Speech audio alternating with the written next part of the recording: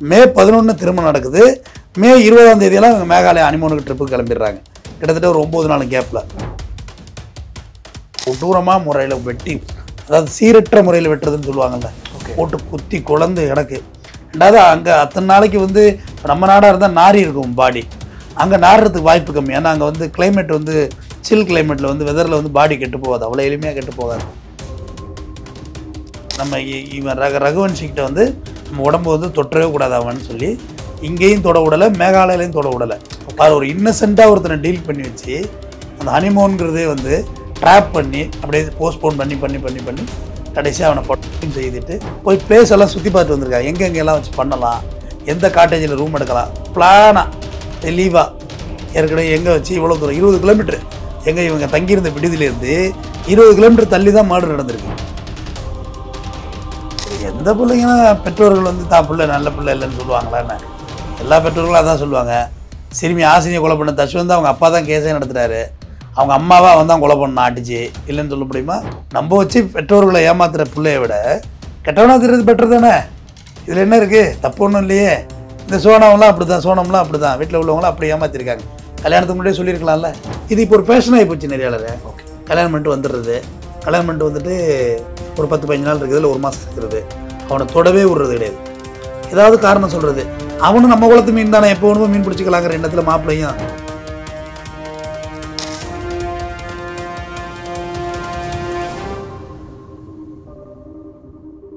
ஜாம்பவான் நேயர்களுக்கு பிரபாகரனின் அன்பு வணக்கம். இன்றைய கிரைம் ஸ்டோரி நிகழ்ச்சியில் நம்மோடு இணைந்திருக்கக்கூடிய சிறப்பு விருந்தினர் வழக்கறிஞர் திரு RS தமிழ்வேந்தன் அவர்கள். வணக்கம். வணக்கம். பல விஷயங்கள் கிரைம் ஸ்டோரியில தொடர்ந்து பேசிக்கிட்டு இருக்கோம். தமிழகத்தை மட்டுமல்ல, இந்தியாவையே உலுக்கி இருக்கக்கூடிய ஒரு சம்பவம் கடந்த வாரங்கள்ல இருந்தே பேசப்பட்டு வருகிறது. மேகாலயாவில் நடந்த ஒரு சம்பவம். ஒருத்தர் இறந்திருந்தாரு, அது பின்னாடி நடந்த பல விஷயங்கள். இன்றைக்கு அவருடைய மனைவியே கைது செய்யப்பட்டிருக்காங்க. என்ன நடந்தது மேகாலயாவில்? ஆக்சுவலாக சென்னை முதல் மேகாலயா வரைங்கிற மாதிரி தான் இருக்குது. சென்னையில் ஒரு 7-8 வருஷத்துக்கு முன்னாடி பார்த்தீங்கன்னா 8 வருஷத்துக்கு மேலே இருக்கும், திருமணம் ஆன புது காதல் ஜோடிகள் மூணாறு போகிறாங்க கனிமூனுக்கு. கை வைக்கவே விடலை, புருஷனை கை வைக்க விடலை. மூணாறில் போய் பகலில் போட் ஹவுஸ்லாம் பெடலிங்கெல்லாம் பண்ணுறாங்க. நைட்டு ஒரு 8:30 மணி போல் ரூமில் ஒரு 4-5 பேர் பூந்து அடித்து கொலை பண்ணிடுறாங்க. நகையெல்லாம் எடுத்துகிட்டு போயிடுறாங்க. வழக்கு போலீஸ் விசாரணையில் பார்த்தா அது யாரும் கூலிப்படையெல்லாம் வந்து கொள்ளலை. இந்த பொண்ணுடைய எக்ஸில் ஊரை இங்கே போகிறோம் அங்கே வரோன்னு கரெக்டாக SMS கொடுத்து, அப்போ SMS தான், பட்டன் ஃபோன் தான், இந்த மாதிரி ஆண்ட்ராய்டு ஃபோன் கிடையாது. SMS கொடுத்து 10 வருஷத்துக்கு மேலே இருக்கும். ஓகே, SMS கொடுத்து கரெக்டாக ரூமுக்கு வந்தோன்னே வந்து அடித்து போட்டு நகையை திட்டிட்டு போயிட்டாங்கன்னு கேஸை செட் பண்ணுறதே பண்ணது. ஆனால் அதை எத்தனை ஆண்டுகள் கழித்து 2025ஆம் ஆண்டும் சேம் எக்ஸிக்யூஷன் பண்ணுறாங்க. இந்த மேகாலயா என்ன சம்பவம் நடந்ததோ அதே மாதிரி சேம் பேட்டர்னில் மேகாலயாவில் எக்ஸிக்யூஷன் பண்ணுறாங்க. ஆக்சுவலாக பார்த்தா மத்திய பிரதேசம் இந்தூரை பகுதியை சேர்ந்தவங்க தான். 30 வயது மதிக்கத்தக்க ராஜா ரகுவன்ஷி அவர் பேர். நல்லா அழகாக இருக்கார், ரொம்ப அழகாக இருக்கார், நேர்த்தியான குடும்பம். அவருடைய மனைவி பேர் சோனம், அவங்களுக்கு வயசு 27. மே 11ஆம் தேதி திருமணம் நடைபெறுது. நல்லா அந்த சாங்கீதப்படின்னு சொல்லுவாங்க தெரியுமா, அந்த பழைய மரபுப்படி குதிரை மேலெல்லாம் உட்கார வச்சு பிரம்மாண்டமாக ஒரு பிரம்மாண்டமாக நடக்குது. நல்லா டைமண்டில் நெக்லஸ் எல்லாம் போட்டிருக்காருன்னா நாங்கள் எல்லாம் போட்டு கூட. ஆமாம், நல்லா நீட்டான ஒரு மேரேஜ் நடக்குது. மே 11 திருமணம் நடக்குது. மே 20ஆம் தேதியெல்லாம் இவங்க மேகாலயா ஹனிமூனுக்கு ட்ரிப்புக்கு கிளம்பிடுறாங்க. கிட்டத்தட்ட ஒரு 9 நாள் கேப்பில். இதில் என்ன பியூட்டின்னா, இந்த 9 நாளுமே இவரை வந்து தொடவே விடலை அந்த லேடி. யார்? சோனம். அதாவது ஃப்ரெஷ்ஷாக இருக்கணும் அப்படின்ற ஒரு மனநிலையில் எதாவது ஒரு காரணம் சொல்லி இன்றைக்கி மைண்டு சரியில்லை, இல்லை இன்றைக்கி கொஞ்சம் தலைகுளியல், இப்படி ஏதாவது சொல்லி போஸ்ட்போன் பண்ணி பண்ணி பண்ணி பண்ணி மேகாலயா போயிட்டு, ஆக்சுவலாக மேகாலயா போயிட்டு ஒரு ஹோம் ஸ்டே பண்ணுறாங்க. அங்கேயே தங்கி அங்கே மேகாலயா பொறுத்தவரையிலையும் அங்கே பேருந்தில் சுற்றி பார்க்குறது வாய்ப்பு கம்மி. அங்கே ஸ்கூட்ரு வாடகைக்கு உண்டு. 21-22 ஒரு ஸ்கூட்டரை வாடகைக்கு எடுத்துக்கிட்டு சுற்றி பார்க்குறாங்க. ஏன்னா மேகாலயா ஃபுல்லாகவே உங்களுக்கு அட்வென்ச்சர் தான். பார்க்க பார்க்க பார்க்க பார்க்க கண்ணுக்கு குளுமையான இடம் தான். மே 23ஆம் தேதி இவங்க வந்து விடுதியை காலி பண்ணிடுறாங்க.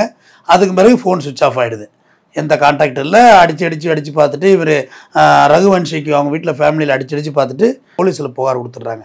இந்த மீன் டைம் பார்த்தீங்கன்னா சோனம் வந்துட்டு ஃபோன் அடிக்குது. யாருக்கு அடிக்குதுன்னா அதோட தம்பிக்கு அடிக்குது ஃபோனு.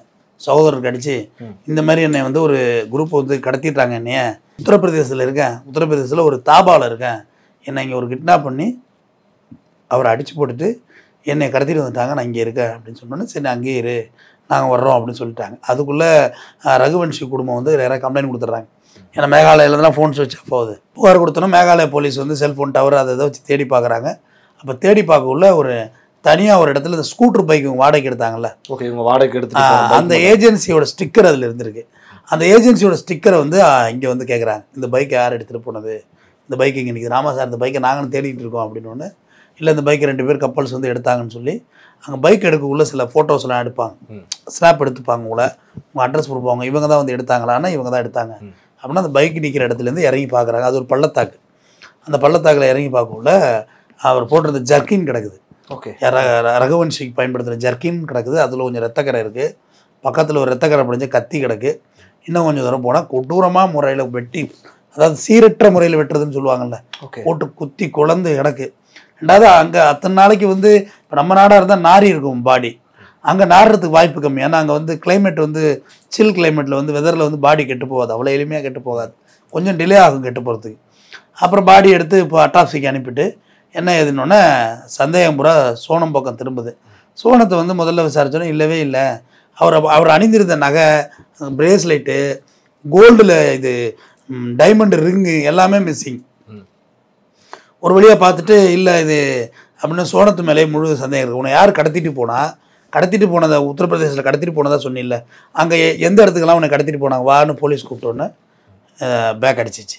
ஓகே, அப்போ சோனம் தான் இதோட முழு அக்யூஸ்னு தீர்மானிச்சுட்டு சோனத்தை கிடுக்குப்பிடி விசாரணை, தமிழ்நாட்டு போலீஸ் மாதிரி தானே அவங்களும், ஒரு டைட் பண்ணோன்னே அப்போ தான் தெரியுது சோனத்துடைய அப்பா வந்து ஒரு பிளேவுட் கடை முதலாளி. ஃப்ளைவுட் அந்த பெரிய முதலாளி தான். இவரும் பணக்காரர். அப்போ அவங்க ஏழை வீட்டில் பொண்ணு எடுத்துருப்பாங்க, அவங்களும் பணக்காரரு. அந்த இதில் வந்து வேலை பார்த்து வந்த தொழிற்சாலையில் வேலை பார்த்து வந்த குஷ்வாகா அப்படிங்கிற வந்து அந்த கடையில் வேலை பார்த்தவன். அவனுக்கும் சோனத்துக்கும் லவ். ஆனால் குஷ்வாகா ராஜா குஷ்வாகா பார்த்தீங்கன்னா இந்த சோனத்தை விட 5 வயசு ஜூனியர், சின்ன பையன். அவங்க அப்பா சொல்லுவாங்க, சின்ன வயசில் சின்னவன், அவனை எப்படி உனக்கு கட்டி வைக்கிறது அப்படின்றப்ப இல்லை நான் அவனை தான் கட்டுவேன்னு பிடிவாதமாக இருந்திருக்கு. வீட்டில் தெரிஞ்சிருக்கு, அவனை தான் கட்டுவேன்னு பிடிவாதமாக இருந்திருக்கு. இவங்க அதெல்லாம் முடியவே முடியாது, கிடச்சிருக்க சம்மந்தம் பெரிய சம்மந்தம், நீ 2வது சின்ன பையனாக வர இருக்கான், நீ ரகுவன்ஷை கல்யாணம் பண்ணு, அதான் உன் லைஃபுக்கு நல்லதுன்னு சொல்லி கன்வின்ஸ் பண்ணி கல்யாணம் பண்ணி வச்சுட்டேன். கல்யாணம் பண்ணி வச்சுட்டு பிறகு தான் அது ஒரு முடிவோடு இருந்திருக்கு. நம்ம இவன் ரகுவன்ஷிக்கிட்ட வந்து நம்ம உடம்பு வந்து தொட்டவே கூடாது அவன்னு சொல்லி இங்கேயும் தொட விடலை, மேகாலயிலையும் தொட விடலை. அவர் ஒரு இன்னசென்ட்டாக ஒருத்தனை டீல் பண்ணி வச்சு அந்த ஹனிமூன்கிறதே வந்து ட்ராப் பண்ணி அப்படியே போஸ்ட்போன் பண்ணி பண்ணி பண்ணி பண்ணி கடைசியாக அவனை படம் செய்துட்டு அந்த நகையை இதை எடுத்துகிட்டு போயிட்டுருக்கு. இதை எடுத்துகிட்டு போயிட்டு பண்ணதுங்கிறது தனிப்பட்ட முறையில் இல்லை இவனும் வந்திருக்கான். குஷ்வாகா மற்றும் அவனுடைய 2 பேர் சேர்ந்த கூலிப்படை 2 பேர் காசுக்கு வந்துடும். மொத்தம் 3 பேர் வந்திருக்கானுங்க. 3 பேர் வந்து தான் அந்த செஞ்சுருக்காங்க. ஒரு ஆள் குஷ்வாலா மட்டும் பண்ணலை, அவனை கூட 2 பேர் அழைச்சிட்டு வந்து தான் அரங்கேற்றிட்டு நாடகம் நடிச்சிருக்காங்க. இப்போ போலீஸ் விசாரணையில் இப்போ 3 பேரும் கைது செய்து சிறையில் அடைக்கிறாங்க. ஓகே. இந்த திருமணத்துக்கு அப்புறம் ஏதாவது அவங்களுக்குள்ள அந்த தொடர்பு அந்த மாதிரி இருந்தது? அந்த பிளான் பண்ணுறதுக்குலாம் எப்படி பண்ணாங்க சார்? திருமணத்துக்கு முன்னாடியே இது பிளான் ஆகியிருந்திருக்கணும். ஏன்னா மேகாலயா வந்து இதுக்கு முன்னாடி போய் இவங்க பார்த்துட்டு வந்திருக்காங்க பிளேசஸ் எல்லாம். யாரு சோனமும் குஷ்வாகாவும் போய் பிளேஸ் எல்லாம் சுற்றி பார்த்துட்டு வந்திருக்காங்க. எங்கெங்கெல்லாம் வச்சு பண்ணலாம், எந்த காட்டேஜில் ரூம் எடுக்கலாம், பிளானாக தெளிவாக ஏற்கனவே எங்கே வச்சு இவ்வளோ தூரம் 20 கிலோமீட்டர் எங்கே இவங்க தங்கியிருந்த விடுதியிலேருந்து 20 கிலோமீட்டர் தள்ளி தான் மர்டர் நடந்திருக்கு. ஆள் நடமாட்டம் இல்லாத ஒரு பகுதியை பிளான் பண்ணி பல ரூட்டெல்லாம் சுற்றி பார்த்து ஏன்னா டூரிஸ்ட் தான் அங்கே சுற்றிட்டு இருப்பாங்க, உள்ளூர் வாசிகள் சுற்ற மாட்டாங்க. நான் அந்த கிளைமேட்டுக்கு பதிலுக்கு பயந்து வீட்டில் தான் இருப்பாங்க. சுத்தமாக சுற்றி பார்த்து ஒரு மிகப்பெரிய தெளிவுக்கு வந்த பிறகு தான் இவங்க வந்து அந்த இடத்தெல்லாம் சூஸ் பண்ணியிருக்காங்க. இந்த இடம் எதுவுமே புதுசு இல்லை. ஆல்ரெடி அந்த இடத்துக்கு முன்னாடியே குஷ்வாகா மற்றும் அவனுடைய ஆட்கள்லாம் அந்த இடத்துல பதுங்கி இருந்திருக்காங்க. ஓகே. இவங்க வந்து மோட்டர் பைக்கில் என்ஜாயாக போயிருக்காங்க. பார்த்த முதல் நாளேன்னு கமலஹாசன் மாதிரி பாட்டு பாடிட்டு. ஆனால் அந்த இடத்துல ஆல்ரெடி அவனு அங்கேயே இருந்திருக்கானுங்க. இவங்க போயிட்டு இந்த இடத்த சுற்றி பார்க்கலாங்க வாங்கன்னு சற்றும் எதிர்பாராமல் பின்னாடி முதல்ல கட்டையை கொண்டு அடித்தோன்னே அந்த இதில் சறுக்கு, அதாவது ரோடு எப்படி இருக்குன்னா அப்படியே அது ஃபுல்லாக ஃபாரஸ்ட்டு, உங்களுக்கு டீப் ஃபாரஸ்ட்டு. ஒரு அடி அங்கிட்டு போயிட்டாலே ஆள் நிற்கிறது தெரியாது. கிளைமேட் வேறு மழை பெஞ்சிக்கிட்டே இருக்கும், ஒரு பனிமூட்டம் வேறு இருக்கும். கரெக்டாக அந்த டவுன்ஃபாலில் வச்சு எல்லாத்தையும் பண்ணிவிட்டு அந்த இறக்கத்தில் வச்சு பண்ணிவிட்டு இவங்க வெளியாகிடுறாங்க. இதுதான் இவங்க நடந்தது. ஆக்சுவலாக இந்த பொண்ணு சோனம் பிளான் பண்ணது என்னென்னா, எங்களை அடித்து போட்டுட்டு என்னையே அடித்து போட்டுட்டு என்னை யாரை கடத்திட்டாங்க, நகையெல்லாம் எடுத்துகிட்டு போயிட்டாங்க அப்படின்ற பிளான் தான் அது பிளான் பண்ணது. ஆனால் அது பிளானிங் நிறையா சொதப்பிடுச்சு. என்ன தான் எவ்வளோ கிளவராக யோசிச்சிருந்தாலும் பிரபஞ்சம் உங்களை அனுமதிக்காதுல்ல. அவங்க ஐடியாவெல்லாம் கிளவரான ஐடியா தான். அதுக்கு அதே இடத்துல அந்த அம்மா இருந்து புலம்பியிருக்கலாம். யாரை 2 பேரும் வந்து அடிச்சு போட்டுட்டு நகையெல்லாம் எடுத்துட்டு போயிட்டானு கூட. அது கூட ஒரு காலகட்டம் வரைக்கும் தள்ளி வைக்க முடியாது, தவிர இதுல இருந்து தப்பிக்க முடியாதுல்ல. சும்மா 1 நாள் 2 நாள் தள்ளலாம், 1 வருஷம் 2 வருஷம் கூட தள்ளி இருக்கலாம். 12 வருஷம் கழிச்சு கூட அக்யூஸ்லாம் பிடிச்சிருக்காங்க மர்டர் கேஸில். நீங்கள் தப்பிக்கலாம் முடியாது. ஏன்னா என்பது உச்சபட்சம் கேபிட்டல் பனிஷ்மெண்ட் இருக்குல்ல, அது வந்து அனுமதிக்காதுங்கிறது தான் நிஜம். இதே வழக்கிலேயே கூட இந்த சோனமுடைய பெற்றோர்கள் சொல்றாங்க, இல்ல மேகாலய அரசு வந்து இந்த வழக்கை சீக்கிரம் முடிக்கணுங்கிறதுக்காக வந்து இந்த மாதிரி பண்ணியிருக்காங்க, எங்க பெண் மேல வந்து அந்த மாதிரியான எந்த ஒரு இதுவும் கிடையாது, அவங்க அப்படிப்பட்டவங்க இல்லைன்னு ஒரு கருத்து முன்வைக்கப்படுகிறது பத்திரிகை. எந்த பிள்ளைங்கன்னா பெற்றோர்கள் வந்து தான் பிள்ளை நல்ல பிள்ளை இல்லைன்னு சொல்லுவாங்களான்னு? எல்லா பெற்றோர்களும் அதான் சொல்லுவாங்க. சிறுமி ஆசினியை கொலை பண்ண தஷ்வந்த் அவங்க அப்பா தான் கேஸே நடத்துறாரு. அவங்க அம்மாவா வந்து தான் கொலை பண்ண அடிச்சு இல்லைன்னு சொல்ல முடியுமா? ஆனால் கோர்ட்டில் வந்து ஹாஸ்டலில் வர்றாரு, அவரே புரட்சாட்சி சொல்கிறாரு. அவங்க அப்பா தான் ப்ராசிக்யூஷன் விட்னஸ் ஒன்று, ஆனால் அவரே மாற்றி சொல்லிட்டாரே, தெரியாது எனக்கு அந்த வழக்கு பற்றி, அவன் செஞ்ச தெரியாது சொல்லி விடுதலை ஆகிட்டார்ல. அவங்க அம்மா கொலை செஞ்ச கேஸ்லேருந்து விடுதலை ஆகிறான். ஸோ எல்லாருக்கும் என்னமோ சொல்லுவாங்களே, என்ன தன் பிள்ளை காக்கைக்கும் தன் குஞ்சு பொன் குஞ்சா, அந்த மாதிரி சொல்கிறது தானே தன் பிள்ளையை காப்பாற்றுறதுக்கு. ரெண்டாவது நிறைய பேர் நான் கிராமத்துலேயே பார்த்துருக்கேன், எனக்கு தெரிஞ்சு நம்மளோட கூத்தடிச்சவங்களே பார்த்துருக்கேன். என் பிள்ளை பீடி சிகரெட்டு தண்ணி எந்த பழக்கம் இல்லைன்னு. முதலாளி இவன் இப்படி தானடா போனான், இவனை இன்னமும் அந்த உலகம் நம்பிக்கிட்டு இருக்குன்னு வீட்டை நம்ப வச்சு ஏமாத்துறது. அதை விட கெட்டவனா திடுற பிள்ளைய மேலானவன்.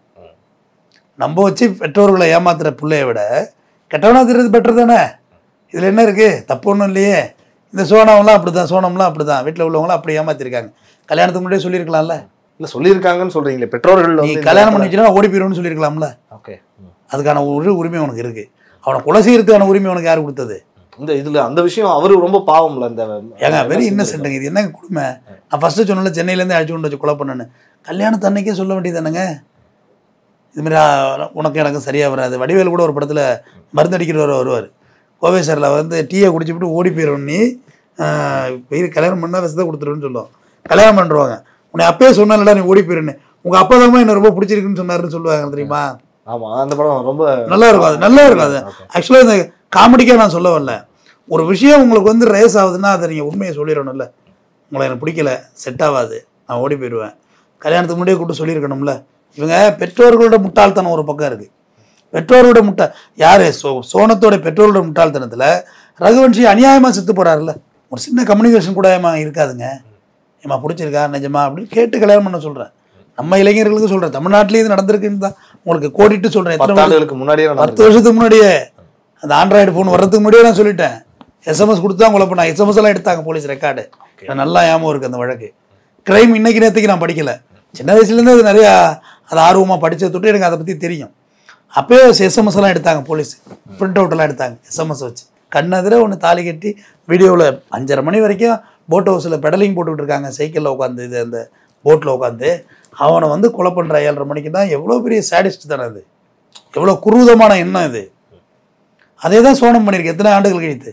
இப்போ எவ்வளோ டெக்னாலஜி வளர்ந்துருச்சு. உங்களை பிடிக்கலன்னு சொல்கிற தைரியம் இல்லையா? இல்லை கல்யாணத்துக்கு முன்னாடியே வந்து ஓடி இருக்கலாமே. இது கல்யாணத்தப்போ நிறைய நகை போடுவாங்க, இது இப்போ ஒரு ஃபேஷன் ஆகி போச்சு. நிறைய கல்யாணம் பண்ணிட்டு வந்துடுறது, கல்யாணம் பண்ணிட்டு வந்துட்டு ஒரு 10-15 நாள் இருக்குது, இல்லை 1 மாதம் இருக்கிறது, அவனை தொடவே விடுறது கிடையாது. ஏதாவது காரணம் சொல்கிறது. அவனும் நம்ம குளத்து மீன் தானே, எப்போ வேணுமோ மீன் பிடிச்சிக்கலாங்கிற எண்ணத்தில் மாப்பிள்ளையும் சரி ஏதோ அவங்களுக்கு மைண்டு சரியில்லை போல இருக்குது, தலைக்குளியல் அப்படின்னு சொல்லி ஓட்டுறது. அப்புறம் ஏதாவது ஒரு காரணத்தை சொல்லிட்டு வீட்டுக்கு போகிறது. நல்லவங்கள நகைகள்லாம் எடுத்து வச்சுட்டு இந்த பக்கியே பாவம் இந்த கல்யாண மாப்பிள்ளையே அலைப்பாயுத மாதவன் மாதிரி ஏற்றி விட்டுட்டு டாட்டா காமிச்சிட்டு வாட்டர் பாட்டிலாம் வாங்கி கொடுப்பான். அவனுக்கு எதுவும் தெரியாது. அங்கே போய் உட்காந்து ட்ராமாவை ஸ்டார்ட் பண்ணுறது. குடிக்கிறான் டெய்லியும். எவன் இங்கே குடிக்காமல் இருக்கான்? 90% பேர் குடிக்கிறாங்க. அதை குடிக்கிறான், குடிச்சிட்டு வந்து டாக்ஸிக்கான்ட்ட செக்ஸுவலாக பிஹேவ் பண்ணுறான். ஆதாரம் இல்லாத தகவல்கள்னு சொல்லுவாங்க தெரியுமா? இப்போ பெட்ரூமுக்குள்ளே வந்து டாக்ஸிக்காக பிஹேவ் பண்ணுறது எப்படி நீங்கள் நிரூபணம் பண்ண முடியும்? கதவை திறந்து வச்சுட்டா பண்ண முடியும்? பிஹேவ் பண்ணுறான். மாமியார் மாமனார்லாம் நம்ம நகைக்கு தான் மம்மி ஆசைப்பட்டிருக்காங்க, என்னை அப்படி கொடுமைப்படுத்துகிறாங்க, வேலை செய்ய சொல்கிறாங்க, அது பண்ண சொல்கிறாங்க, இது பண்ண சொல்ல போட்டு ஏற்றி நீ வாழவே வேண்டாமா இங்கேயே இருந்துருமாங்கிற மனநிலைக்கு அந்த அந்த பெற்றோர்கள் வந்துடுவாங்க. பெரும்பாலான விவாகரத்து வழக்குகளே இது மாதிரி தான் இருக்குது. அவங்களே வந்துடுவாங்க. வந்த பிறகு என்ன செய்வாங்கன்னா, அந்த பொண்ணோட பழைய லவர் இருக்கான்ல அவனை சேர்த்துப்பாங்க லிவிங் டுகெதராக. அந்த பெற்றோர்களுக்கும் தெரியும், யார் அந்த பொண்ணோட பெற்றோர்களுக்கும். கேட்க முடியாது, நீங்களா பார்த்து கல்யாணம் பண்ணி வச்சிங்க, அந்த வாழ்க்கை எனக்கு சரியா இல்லை, நானாக ஒருத்தனை தேர்ந்தெடுத்துக்கிட்டேன். அவன் ஜாதியால், மதத்தால், மொழியால், பொருளாதாரத்தில் எதில் பின்தங்கி இருந்தாலும் அப்போ ஏற்றுக்க வச்சுக்குவாங்க.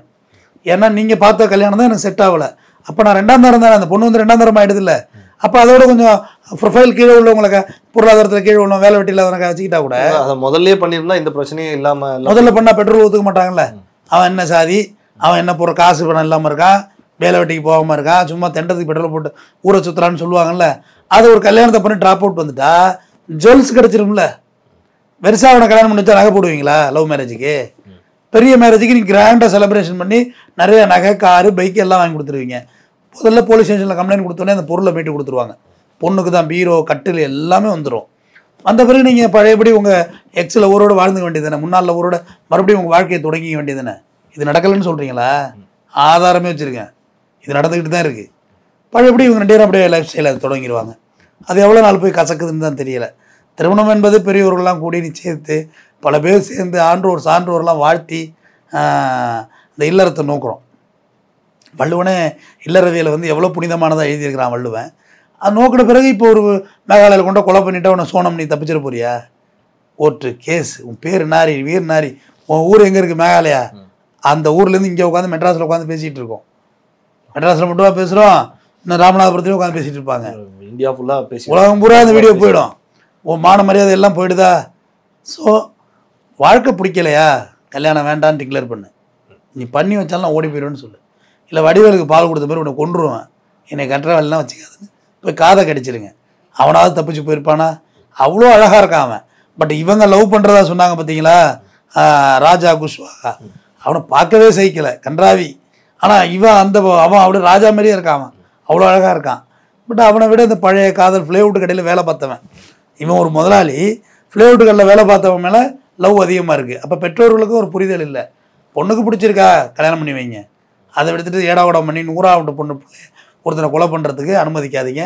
பிறகு ஒரு நல்ல சந்தர்ப்பத்தில் சந்திப்போம். நன்றி. நிறைய விஷயங்கள் எங்களுக்காக பகிர்ந்து கொண்டீர்கள். நன்றி.